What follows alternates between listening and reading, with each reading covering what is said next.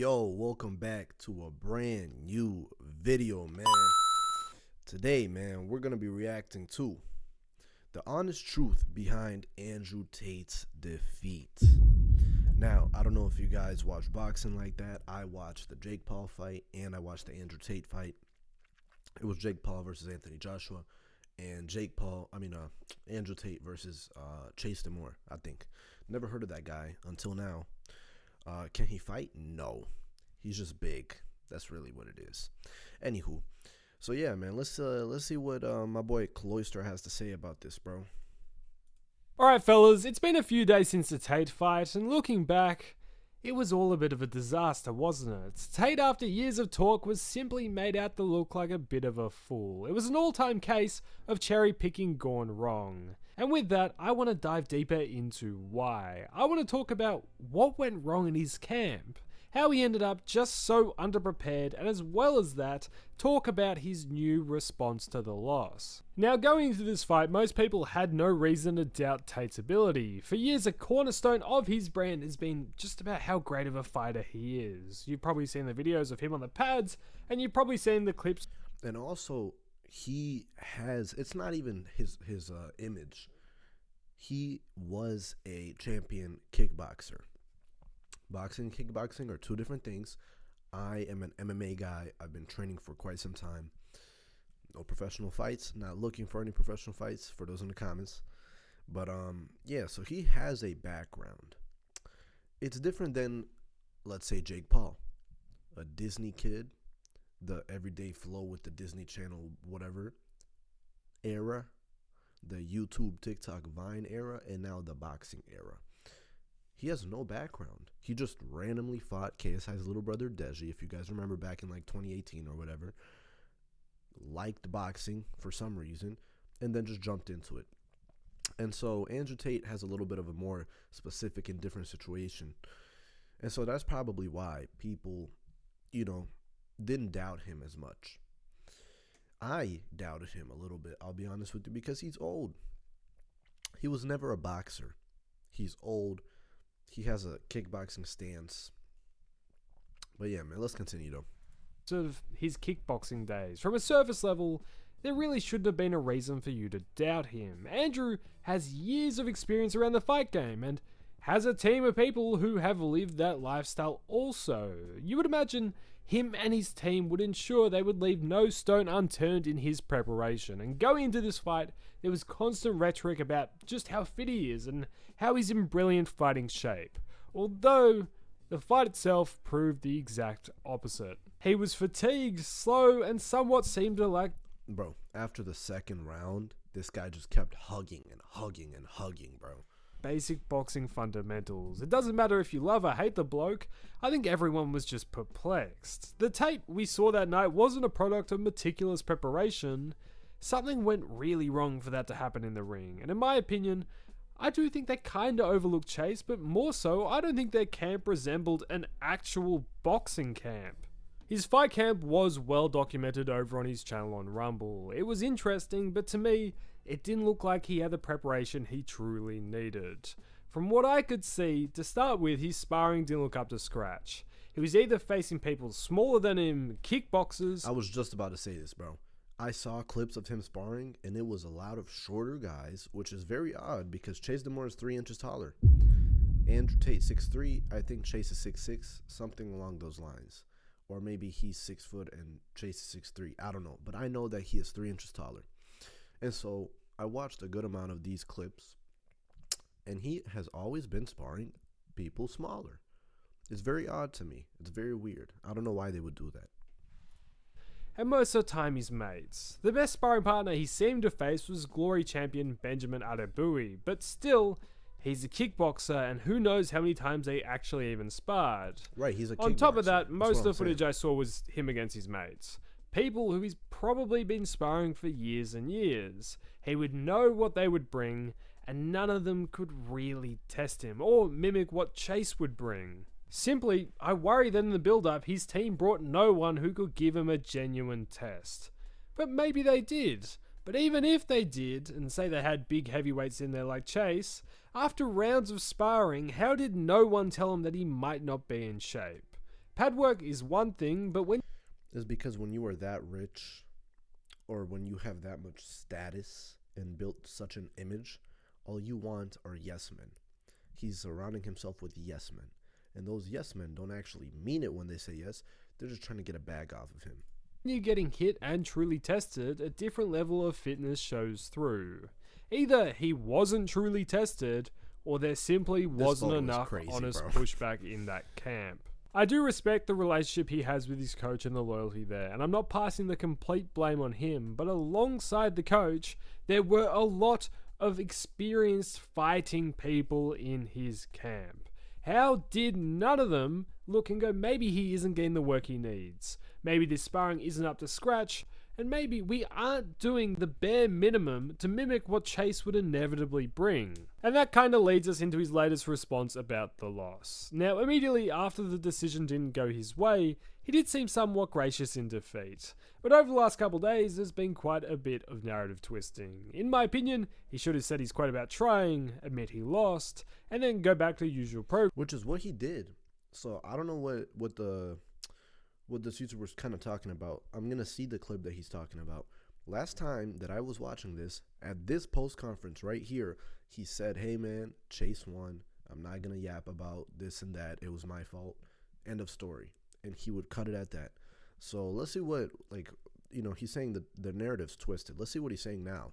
But instead, Maybe his ego today got in the way he put out a finally. 40-minute talk about how yes, he lost, but really he didn't lose in spirit. Which, if you truly haven't lost in spirit, you probably don't need a 40-minute monologue convincing me. I was about to say, bro, explaining kills your whole aura, bro.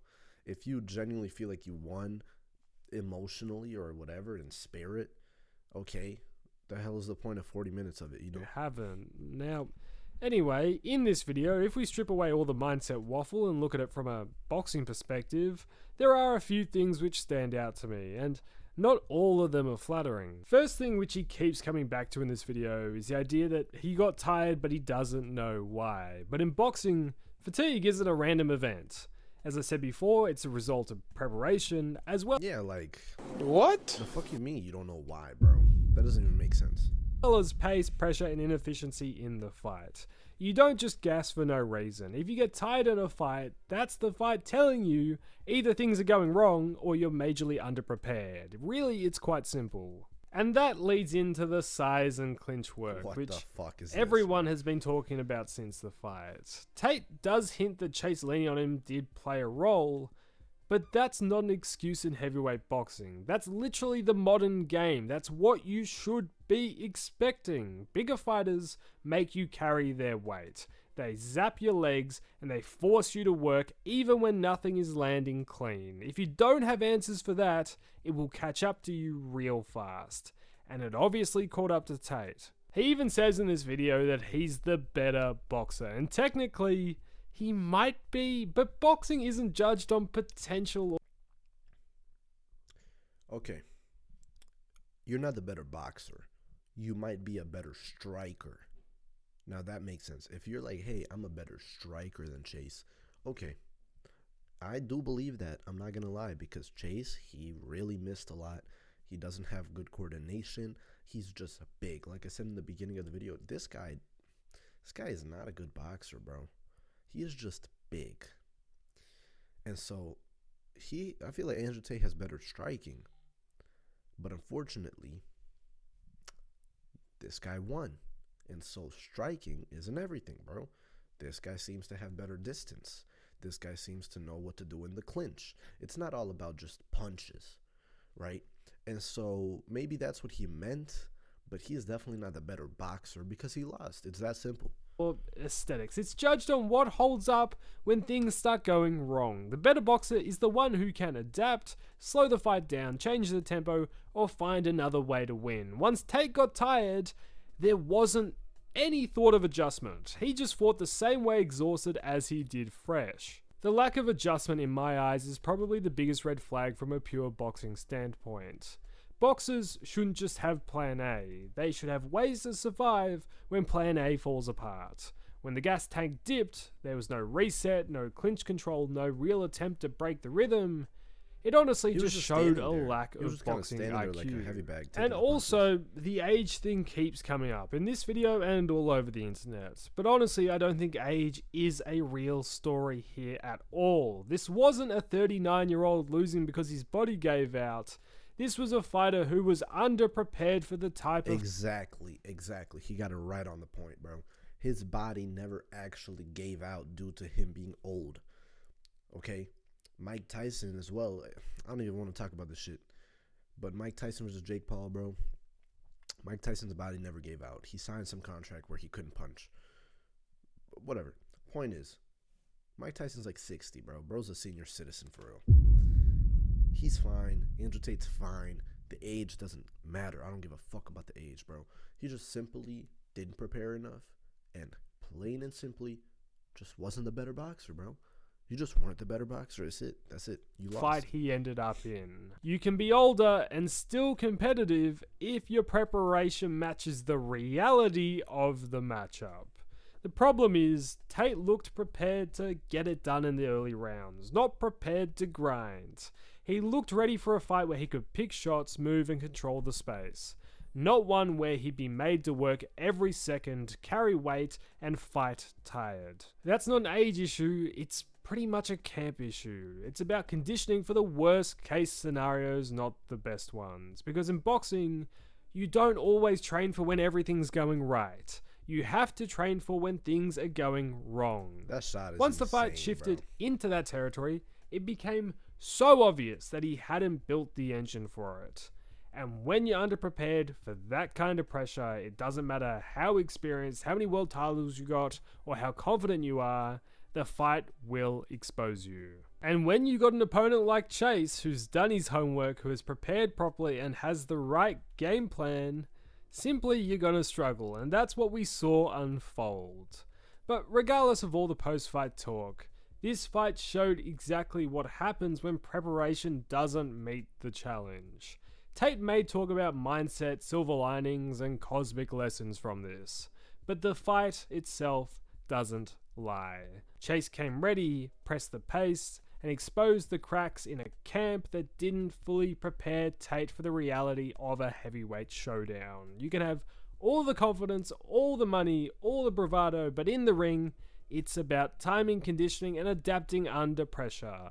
And simply, that's where the difference was made. Now, I want to hear what you think at home. All right, man. Well, hey, listen, bro. All in all, the fight was terrible. I had more entertainment, and this says a lot. I had more entertainment watching the Jake Paul Anthony Joshua fight, bro. Plain and simple, bro. This fight was straight ass. Straight ass. Wrong sound. Straight ass. That's what I meant. It's just straight ass, bro. It's just straight ass. And so when I did watch it, bro, and I saw after the second round that Andrew Tate completely fucked up, shouldn't have done this, I just already knew that it's over for him, bro. I was waiting for a knockout. I'm mad at Chase DeMore for not knocking him out. It is insane, bro, because he was just standing there. Now, I will give Andrew Tate his props for doing it after so many years of not fighting anymore.